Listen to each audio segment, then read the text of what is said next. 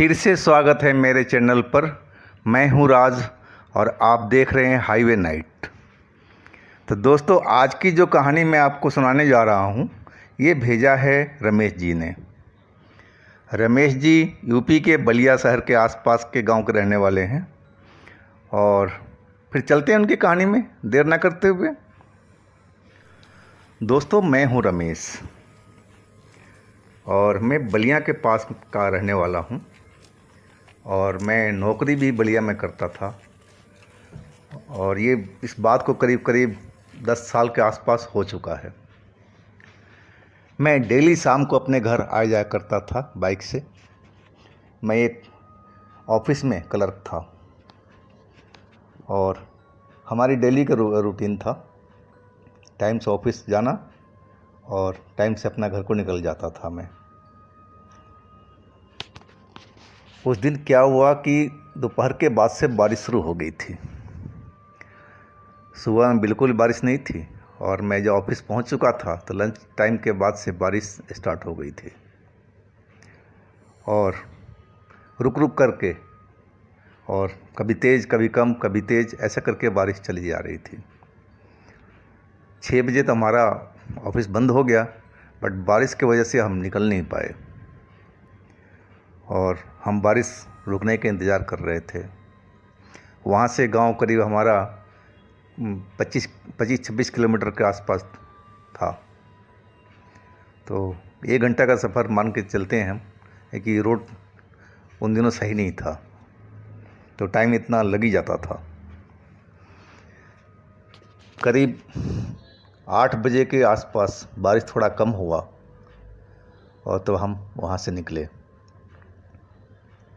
और बचते बचाते पानी से, रोड पर गड्ढे में पानी वगैरह सब जमा था, तो बचते बचाते हम अपने गांव की तरफ चले जा रहे थे। तभी हम कुछ ही किलोमीटर आगे बढ़े थे, 10-11 किलोमीटर के आसपास एक छोटा सा गांव था, उसको हम पार कर गए थे और उसके बाद फिर बारिश शुरू हो गई। एक मोटा सा पेड़ था रोड के किनारे। मैं भाग कर के बाइक अपना वहीं खड़ा किया और पेड़ का ओट लेकर के मैं बारिश से बचने का कोशिश करने लगा। तेज़ बारिश से तो बचाव हो गई, लेकिन पत्तों से जो पानी टपक रहा था वो हमारे ऊपर गिर रहा था, मैं ये भीग रहा था। मैं आसरा देखने लगा कि कोई आसपास कुछ जगह मिल जाए। तभी हमें एक कुटिया सी नज़र आई, पास में ही बिजली चमकी तो हमें नज़र आई। शायद वो किसान वगैरह इस्तेमाल करते थे अपने खेत के लिए। मैं बाइक वहीं छोड़ कर के और सर पर अपना जो खाने का बैग था, थैला, उसको सर पर रख दिया कि मैं भीगूं नहीं, और दौड़ करके मैं उस कुटिया के अंदर चला गया। वहाँ पहुँच के बहुत राहत मिली कि बारिश नहीं आ रही थी और मैं फिर बारिश से बच गया। बारिश में मैं देख रहा था कि कब बंद हो मैं निकलूं। तभी फ़ोन आ गया मोबाइल पर हमारा। कहाँ हो जी, इतनी रात हो गए? मेरी वाइफ का फ़ोन था। नहीं कि भगवान, तुम्हें फ़ोन तो किया था कि मैं बारिश में घिरा पड़ा हूँ और देखो मैं एक गांव के पास में हूँ और बारिश तगड़ी हो रही है। बारिश बंद होते ही निकलता हूँ, ना तो तबीयत ख़राब हो जाएगी, अगर भीग के आऊँगा तो तबीयत ख़राब हो जाएगी। अब मुझे आइडिया भी नहीं था, ना तो मैं कुछ बारिश से बचने का बरसाती वगैरह लेके चलता। भाई बोली ठीक है जी, बारिश में भीगना नहीं, रुक जा थोड़ा देर और फिर निकलना। अब काफ़ी रात हो चुकी थी और एकदम रोड तो सुनसान हो चुका था। बस बारिश का शोर ही शोर था और हवा चल रही थी तेज तेज। अब लगा कि तेज हवा आ गई है तो बारिश रुक जाएगी, और वही हुआ।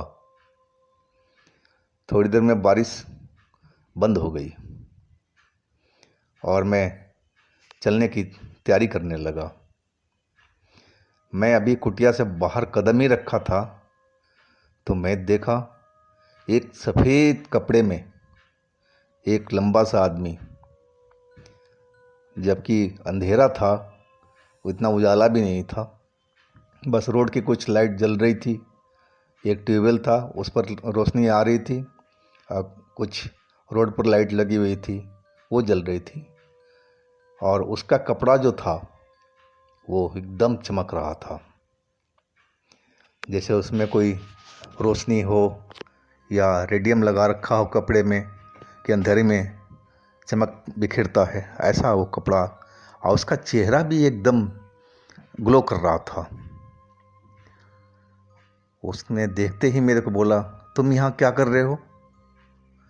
मैं बोला, जी भैया से बारिश से बचने के लिए कुटिया में आ गया था इसमें। तुम इस रात में यहाँ पर क्या कर रहे हो? फिर दोबारा वो भारी आवाज़ में बोला। उसकी आवाज़ सुन कर के मैं दहल सा गया कि वैसा आवाज़ किसी इंसान का नहीं होता है। मेरा रूह कांप गया, एकदम डर से हाथ पैर कांपने लगे आवाज़ सुन कर के। वो मैं समझ गया कि ये नॉर्मल इंसान तो नहीं लग रहा है, ये कुछ अलग चीज़ है। तुम्हें पता नहीं है कि ये हमारा इलाका है?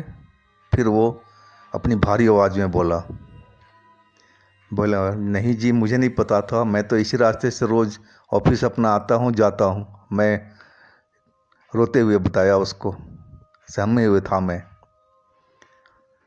बोला, तुम्हें मालूम होना चाहिए था ना। वो भारी आवाज़ में, और अचानक मेरी वो गला पकड़ लिया और गला दबाने लगा। मैं उसकी पकड़ से छूटने का कोशिश करने लगा, लेकिन पकड़ इतनी उसकी मजबूत थी कि मैं छुड़ा नहीं पा रहा था। मेरा सांस लग रहा था कि साथ छोड़ देगा, मेरे से सांस लिया नहीं जा रहा था और दम घुटता जा रहा था। मैं बहुत कोशिश किया कि उसकी पकड़ से छूट पाऊँ, लेकिन नहीं, मैं छूट नहीं पाया और मेरी आँख और होश दोनों मेरा साथ छोड़ चुकी थी। और उसके बाद क्या हुआ कुछ पता नहीं मुझे। मुझे जब होश आया तो मैं समझ गया कि मैं तो मर चुका हूँ शायद, लेकिन जगह सब वही सब दिख रही थी। वही कुटिया थी, उसके आगे पेड़ था, वो रोड था। मैं समझ गया कि शायद मैं ज़िंदा हूँ क्या। मैंने अपने हाथ पर चिकोटी काटी तो दर्द हुआ, तो महसूस हुआ कि हाँ मैं ज़िंदा हूँ, और मैं उठ करके खड़ा हो गया और आसपास देखने लगा। मुझे अब वो आदमी, जो लंबा वाला आदमी था, वो नज़र नहीं आ रहा था, और दूर दूर तक शांति छाई हुई थी, कोई हलचल नहीं था। बारिश एकदम बंद थी, अब बारिश का नामो निशान नहीं था। आसमान खुला हुआ था और चांद निकल चुका था। अब मैंने देखा दूर आग जल रही थी, और आग के आसपास में 4 आदमी गोल गोल घूम रहे थे। शायद वो कोई पूजा या अनुष्ठान ऐसा कर रहे थे वो। मैं ध्यान से देखा तो चारों सफ़ेद कपड़े में थे, जैसे जिसने मेरा गला दबाया था वो भी सफ़ेद कपड़े में था। मैं समझ गया कि ये शायद उन्हीं के साथी हैं ये। और कुछ वो ज़ोर ज़ोर से भारी आवाज़ में बोल भी रहे थे, कुछ मंत्र या जो भी हो, मुझे स्पष्ट सुनाई नहीं पड़ रहा था। और आग में कुछ डालते जा रहे थे, जैसे हवन सामग्री हो, कुछ चीज़ हो, मुझे ऐसा लगा। मैं समझ गया कि अब इनसे बचना है तो हमें चुपचाप निकलना पड़ेगा रोड की साइड में जहाँ मेरी बाइक खड़ी थी। मैं आहिस्ता आहिस्ता करके बचते बचाते रोड पर अपनी उस पेड़ के पास पहुंचा जहाँ अपने बाइक खड़ी की थी। और वहाँ पहुंच कर के मैं अगर बाइक स्टार्ट करता तो शायद उनको मालूम हो जाता, और मैं चुपचाप बाइक को धकेलता हुआ रोड के साइड में आगे बढ़ गया, अपने गांव के साइड में। और बहुत दूर तक मैं बाइक को धकेलता हुआ चला जा रहा था। जब मुझे वो लोग नज़र नहीं आए तब मैं बाइक स्टार्ट किया और जल्दी जल्दी अपने घर की तरफ निकल गया। घर के पास पहुंच कर के तब मुझे लगा कि मैं अब बच गया हूँ। वो बहुत ही मनहूस रात थी। और जब घर पे पहुंच कर के मैं अपना दरवाज़ा खटखटाया, मेरी वाइफ ने दरवाज़ा खोला। बोला, मैं कब से आपको फ़ोन लगा रही हूँ, आप फ़ोन क्यों नहीं उठा रहे थे? मैंने वाकई देखा फ़ोन निकाल कर के, तो बहुत सारी मिस कॉल थी। शायद फ़ोन साइलेंट मोड पर चला गया था और मुझे कुछ मालूम नहीं हुआ, या वॉल्यूम कम हो गया था रिंग का। बोले, क्या हुआ, इतना देर कैसे लग गया? बारिश तो कभी का बंद हो गई थी।